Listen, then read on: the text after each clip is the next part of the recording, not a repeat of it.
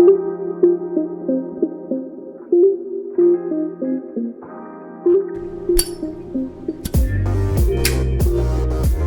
everybody, this is Brookside Chats. I'm your host, Brooklyn. Today I'm joined with... I'm your amazing co-host, Pojo. And your okay co-host, Taco. You're a star to me though, Taco. There we go. So, yeah. And what's today's topic? Today we are talking about the UN, more specifically the problems/criticisms it faces. So, dumb it down to like different viewers. What is the UN and what is its role? So, in the layman's terms, the UN acts as a platform for nations to diplomatically voice their opinions, etc., to each other. Mm-hmm. Along with that, their main goal is to promote world peace and prevent World War III. Are they doing a good job at it? It depends on your opinion. Oh, we're not in World War III yet, but... Well, then they must be doing a good job. So, what are the criticisms that you usually hear about the UN? So, some of the biggest criticisms come from the fact that the Security Council has 5 permanent members Mm-hmm. that can veto any resolution that is pushed through any body that is a branch of the UN. So, for instance, remember when Russia tried annexing Crimea, I believe it was? Crimea. Crimea in 2014. The Security Council voted, 13 against, 1 abstention, and Russia vetoed it by obviously rejecting the resolution, Mm-hmm. which allowed them to annex Crimea. So, Gotcha. I guess, like, that's a lot of power that a country has over the administrative roles, or, I guess, the roles of the Security Council. Like, what's the point? What do you mean? Like, how did this whole thing start? Like, why Security Council? So, 2 things to that. A big concern with a lot of the smaller countries, aka not the Big 5, and for those who don't know, the Big 5 are the United States, the UK, France, China, and Russia. What some of them feel is that the UN represents the goals and the objectives of the founding countries rather than equally representing everyone's ideology, goals, and etc. So, when you mentioned this stuff about the veto, is there any other examples of other countries expanding that veto power to prevent anything, not just making a nation independent or declaring a nation or conquering territory, but could it also prevent help for aid from a genocide or financial aid or withholding anything like that as well? Or is it just kind of just vetoing kind of certain particular security positions? Or so the Security Council has the power to veto anything that goes to the UN, okay, including the International Criminal Court. An example would be the U.S. v. Lebanon, mm-hmm. where I believe America, they obviously lost it and then the case.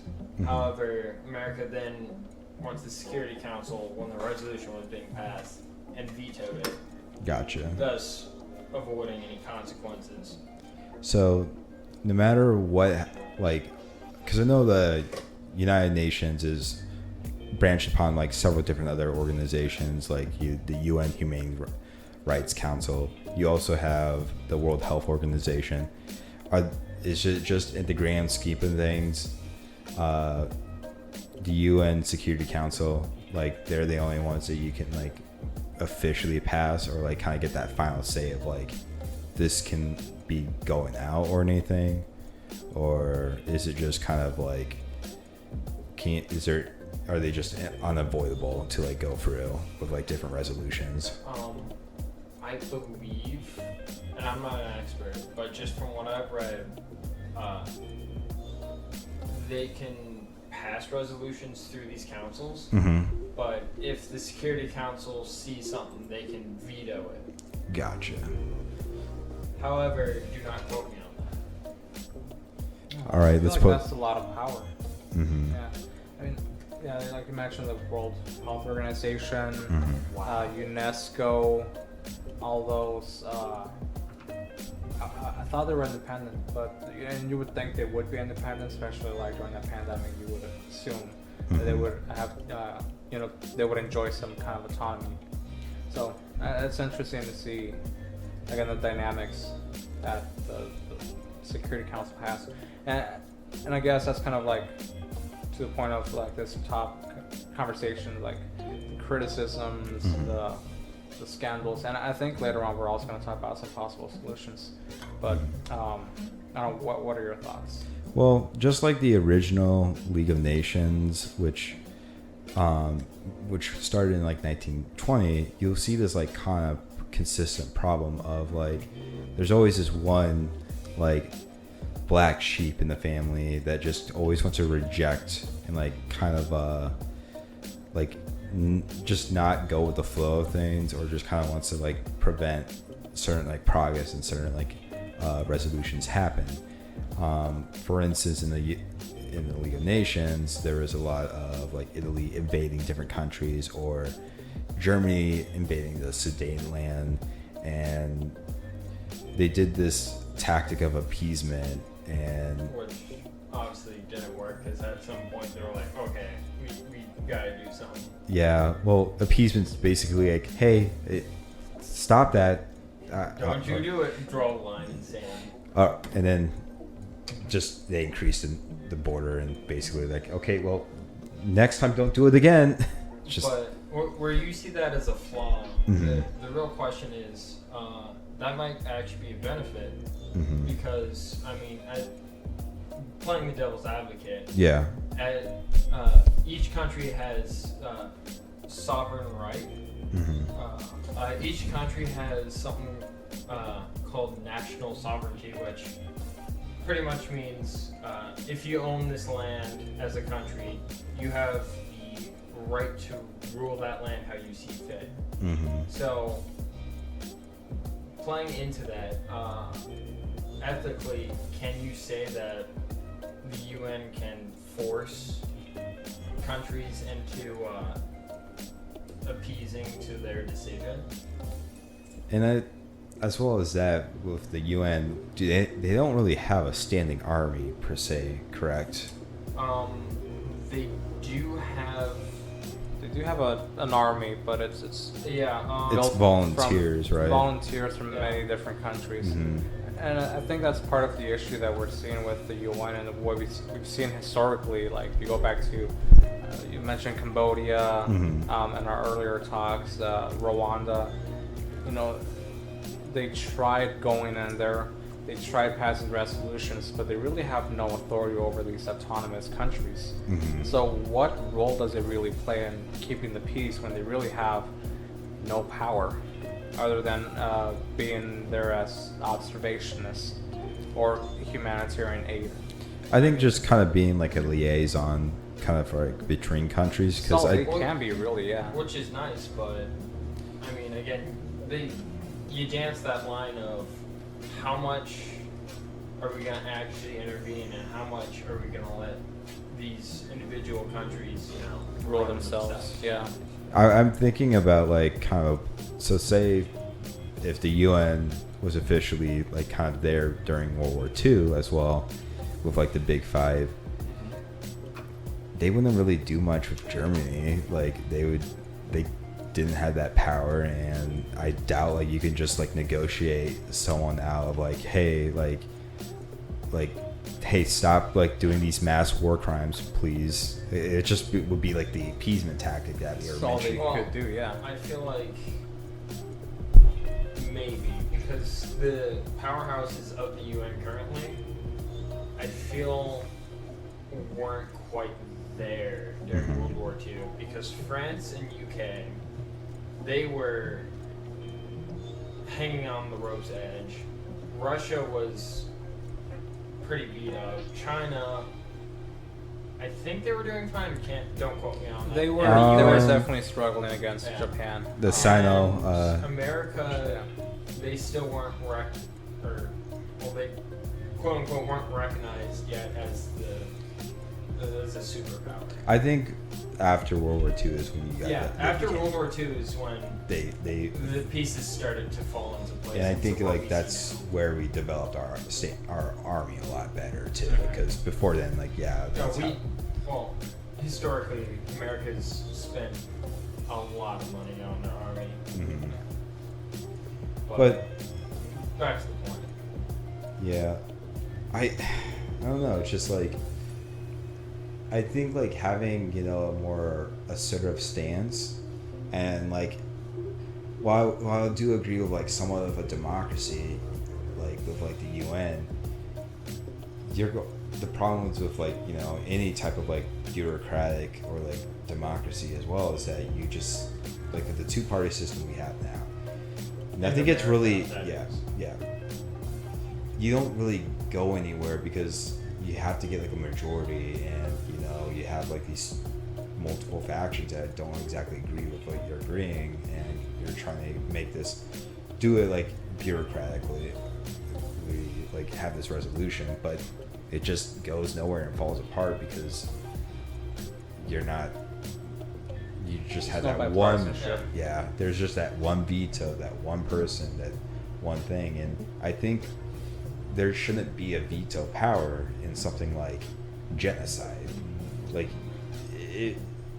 if you want to kind of stop or like kind of fulfill like the UN like humanitarian and fulfill your mission, I don't think like. And sorry to interrupt. To quote their first and second charter, to maintain international peace and security, and if necessary, to enforce the peace by taking preventive or enforcement actions. That's essentially part of their mission statement. To add on to your point, sorry. Yeah, and then I think as well as that, like with the influence of like certain nations, like isn't like the U.S. like how much is like the U.S. donating to the UN itself? So I actually have the top 10 right here. So 27.8 comes from the U.S. Okay. Billion, right? No, percent. Oh, percent. 20.78. China is next for 15.21. Okay. Japan 8.56. Germany 6.09. And the UK at 5.79. I'm not gonna read the rest, but you get the point. Right. Yeah. The U.S., yes, they do contribute quite a bit, but it's not a majority. Well, it's a majority compared to everyone else. Relative majority. They get the bigger pieces of this pie. So I guess But in these things, I it's feel for... like that doesn't really, like, even if we give 100% of the budget, I feel like the people there are there to represent their country and look out for their best interest and their allies' best interest. Right, but I mean... Not to appease he who gives money to an organization that Well, I was the also country doesn't directly control. I'll come back to that point here in a sec after Brooke. my worry though too is like with the money and the financial aspect is like money obviously influences politics. Yes. And my worry is like I want to kind of tackle that like veto and get rid of. I think with the veto is kind of where like there's a bunch of tripping up with the UN, but if you eliminate the veto power, I think like those bigger nations that have that majority veto power, the nuclear five, they're gonna like, the nuclear club, they're gonna try and like threaten to pull out or like, you know, just not donate as much or like withhold funding, and it might be a big kind of like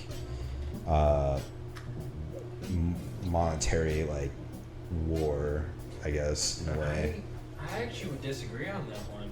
Mm-hmm. Like maybe I could totally see if they got rid of the permanent seats and the veto power. Mm-hmm. I could totally see the countries being like, yeah, we won't pay as much. Yeah. But I feel like that would force the UN to move less, or it would obviously affect how much aid each country gets from the UN. Mm-hmm. But I feel like that would force the UN to take more diplomatic approaches to things rather than use by force, which they don't use that often. Well, Gotcha. and I want to kind of again go back to that point of, yeah, the U.S. from that number, and it probably was reduced after Trump because you know he stopped funding the world. These are current. These are current, Yeah. or even Okay. after we. Okay, So this is 2020 to 2021. okay, so that kind of just gives you an idea of the kind of influence that the U.S. has, and money does equal influence. And like you said, people are there to represent their country. People are there to gain allies, and if allies, partners, friends, and if that means partnering up with a rich kid on the playground, Used to do that That's- all the time as a kid. there you go. That's the U.S. So people are gonna go where the money, the influence, power is. It doesn't matter if your country's interests are not always at best. If you have, if you're like a smaller country, let's say the Israel. Dominican Republic. Oh. Okay, they don't have that much power or influence over there, so they really have little say as to what resolutions are passed. But they perhaps still want some of that aid, some of the benefits that come with being a UN member. So they're going to have to settle. They're going to have to partner, strategic partnerships. But at the end of the day, if the U.S. was funding 100% of the UN, at that point, Well, then that was just an extreme. Yeah. I just Mhm. But that's what I kind of want. It goes down to a strategy. It goes down to partnerships. It goes down to not everyone's going to get everything they want, Yeah. but you're going to have to make some decisions that maybe aren't the ones you want to make to either appease yourself or your country. Well, I'm gonna be honest here. Don't get me wrong. I can totally see it. I totally understand your side and where you're coming from. But I feel like there are countries and leaders that aren't gonna be, oh, I want money. They're gonna be, I'm gonna do what I think is right. You've clearly not been paying attention to global politics. You know. I think some can. Let's calm down. I think some leaders will try, but there's always going to be like those outliers and stuff like that. Definitely. Trump Yeah. is not like an anomaly by any means whatsoever, and like how many other countries kind of like focus on like themselves, or like you got the Belarus dictator as well that like Yeah. just wants to try and pump up his power. So Well, at the end of the day, on second thought, that's a side chat. Side chats, people. sponsored by Pojo. Yeah. Can the UN sponsor us?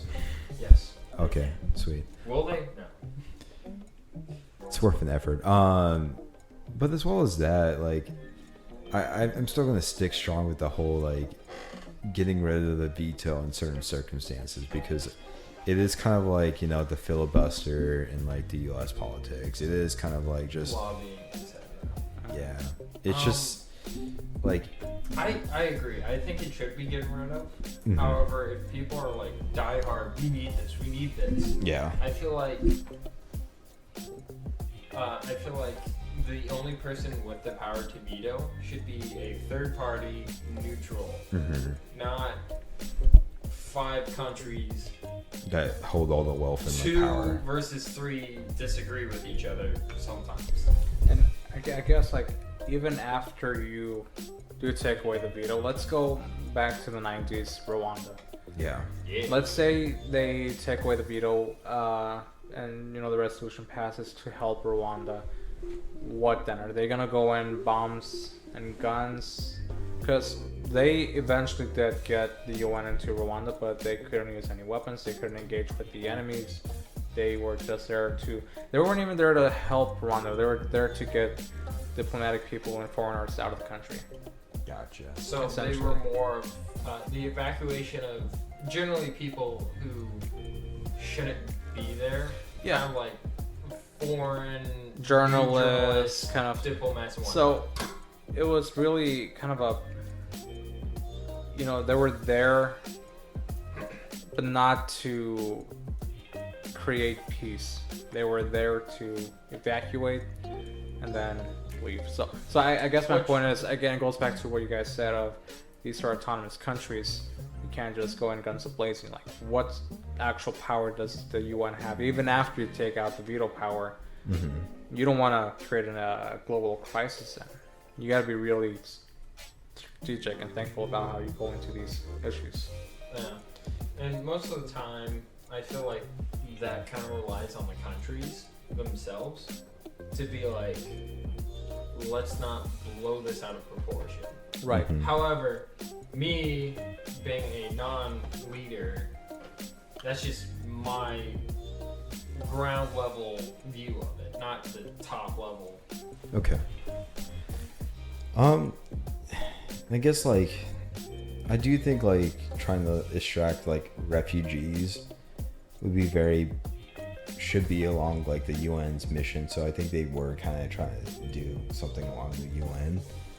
But if I'm correct, it wasn't just the people that were living there themselves. It was just more so just kind of people that had foreign assets in Yes, I mean, Rwanda. It was people that they deemed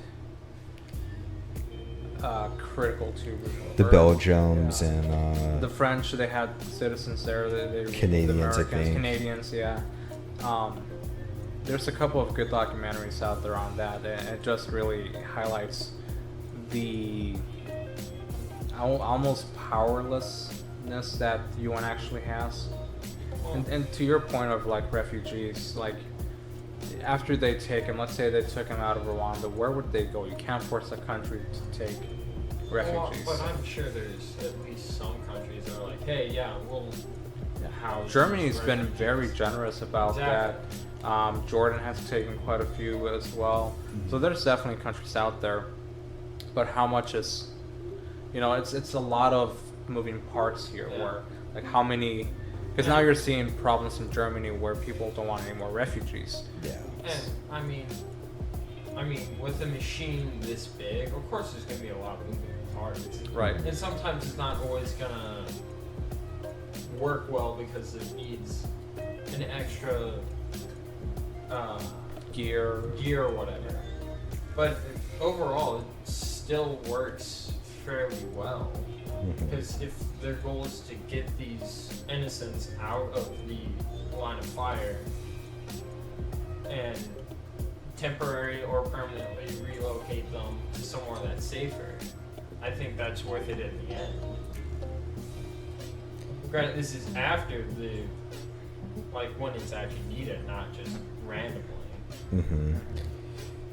One of the things that the UN can help will be very beneficial for the UN is to actually have some type of either standing army or have somewhat of maybe just some type of more enforcement power, because other than just being kind of volunteers to just be hey, don't do that, you kind of need to have a little bit backing, I think, to actually be a little bit effective. Yeah, and So going back to what was previously stated, I mean, that's a fine line between encroaching on the Autonomy of countries. National sovereignty, or even worse, globalization. Which, I mean, again, it comes down to your personal view. That in itself is a can of worms, really. I would disagree with the UN having. Yeah, I would disagree with the UN having its own military. I mean, it's first we've talked about the Security Council and how indecisive they are. Now imagine the UN having a military and how indecisive they would be and how to use it. True. How many like motivations and like from like each and every like everyone country. has an agenda. They're not gonna, you know. I feel like, I mean, the general vibe that I've been getting from the UN is that it's kind of there for, I mean, as mentioned earlier, communication, having that platform to promote peace and whatnot. And I mean, I think that it should stay as an advisory role rather than an actual force to force countries to yield to the ethics of the Big Five. Yeah, I would 100% agree with that. The World Health Organization, UNESCO, all of that, you know, the World Hunger Fund, you know, IMF, whatever comes out of the UN, they do work that is important.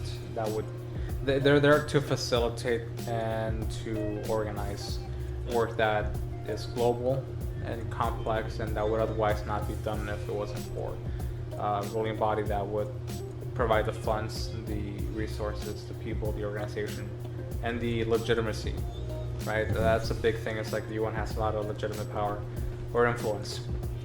So they should focus on that rather than force. Which, I mean, in all honesty, I feel like that is kind of their main focus. Yeah.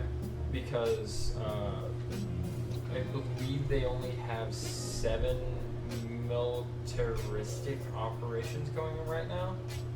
Okay. Can you And name a most couple? of those aren't like actually fighting, it's more of just sustaining peace and whatnot. Peace mode.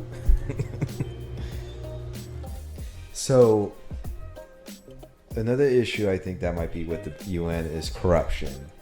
So I'm wondering who kind of enforces the peacekeepers now.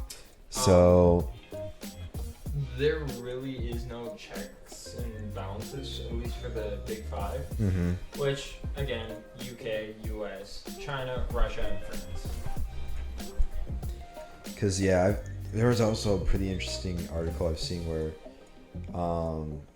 I guess Turkey decided to bring their own security and the UN security didn't like that, so they had like an all-out brawl at like a UN General Assembly featuring Turkey's security and the UN security. So good video to watch. I'll have to. Well, I mean, but beyond that, what other corruption cases has come out? Contracts, and they're using kind of like embezzling money and stuff like that. The typical. There's embezzling. I know with the gender ratio, it's 72% male, which is pretty far against what it aims for the gender equality. Right. Again, going back to the Big Five, I'm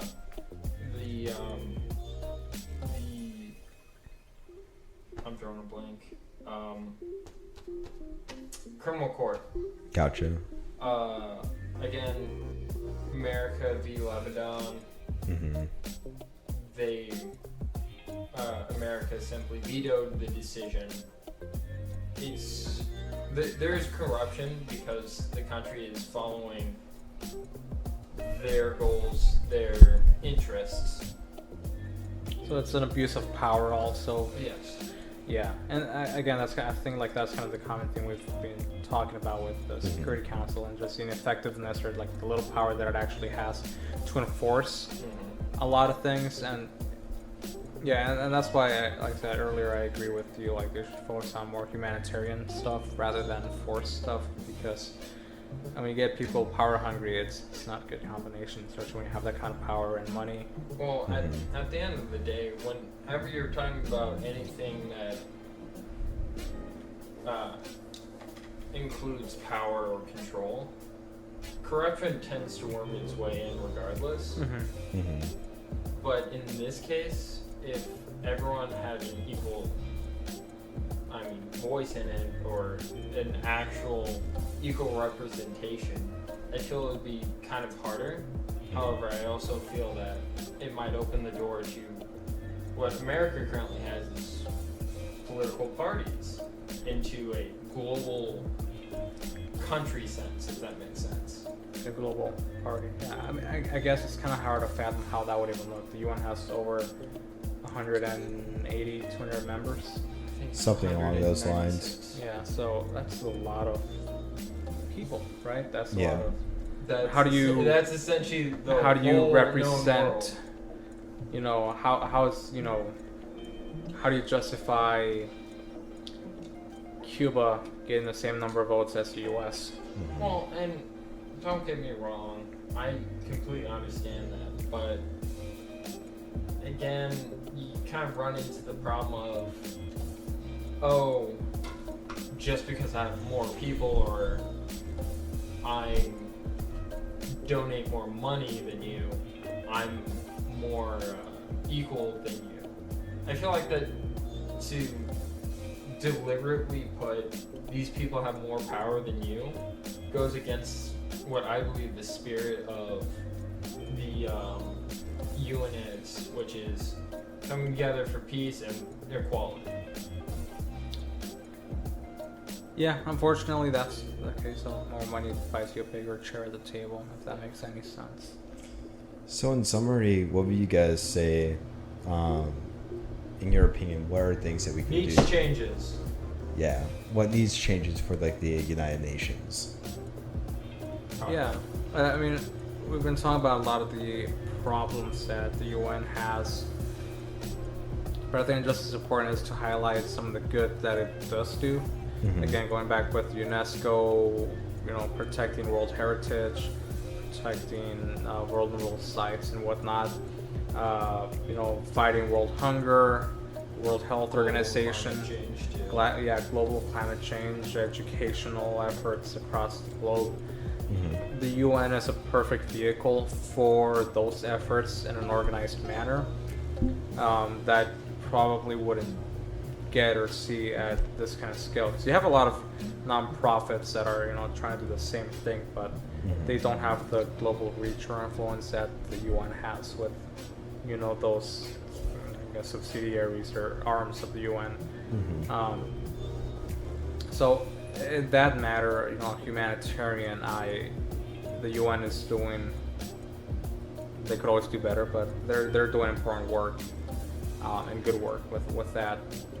I definitely agree that the Security Council needs to be restructured. I don't know how that would look, but those five should not have that kind of power. And I guess when you all have like nuclear weapons, you kind of have a bigger say. So I don't know how they would Yeah. take that. I don't think that's ever I going to feel change. like that's a can of worms that's Yeah. waiting to be opened. That's not going to change. I don't think Next that's going side to check. change. Yeah. But I don't know. For me, my main takeaway is humanitarian part of it. The UN needs to continue. The force part of it, they are a mess and they need to work that out. And you, Pojo? I mean, I would pretty much be echoing much of what Taco was saying. Again, restructure the Security Council so it's more representative of the members of the UN. Focus on diplomacy, peace, and whatnot, and all the branches that international organizations are. But that's about it. He nailed what most of I had to say. I guess I'm in that same boat. Taco was just so great at like Damn, repeating. Taco, you should become the president of There you the go. UN. Just you wait.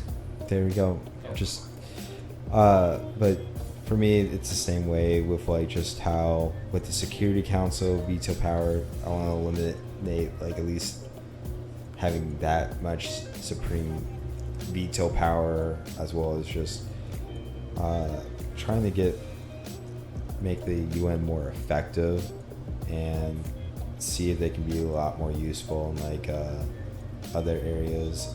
And I do like the fact that they are also a great source of communication. So, but It's diplomacy. That's one that I left out. Diplomacy. I said Exactly. diplomacy. Oh, good.